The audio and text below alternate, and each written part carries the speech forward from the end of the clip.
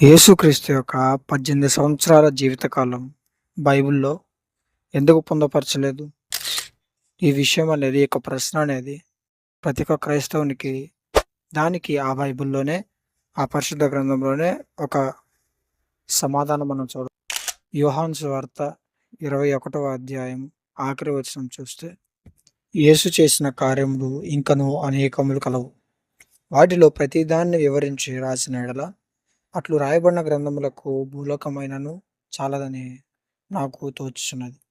యేసుక్రీస్తు వారు ఎన్నో కార్యాలు చేస్తూ వచ్చాడు. కానీ వాటిని గనక అంటే ఆయన జీవిత కాలంలో చేసిన ప్రతి ఒక్కదాన్ని లిఖిస్తే ఈ భూలోకమైన చాలదని చెప్పి ఆ యొక్క వచనం మనకు తెలుపుతుంది. కాబట్టి యేసుక్రీస్తు ఎన్నో విషయాలు చేస్తూ వచ్చాడు. కానీ వాటిని ఎందుకు పొందుపరచలేదంటే ఈ యొక్క స్వార్థల యొక్క మెయిన్ దేవుడు మనకి ఇస్తున్న రక్షణను తెలుసుకోవటం. దీని మీద ఇంకొన్ని ప్రశ్నలు కూడా వస్తున్నాయి. యేసుక్రీస్తు 18 సంవత్సరముల్లో ఏమైనా పాపం చేసి ఉన్నాడేమో, అందుకనే పరిశుద్ధ గ్రంథంలో దాన్ని పొందుపరచలేదంటారు.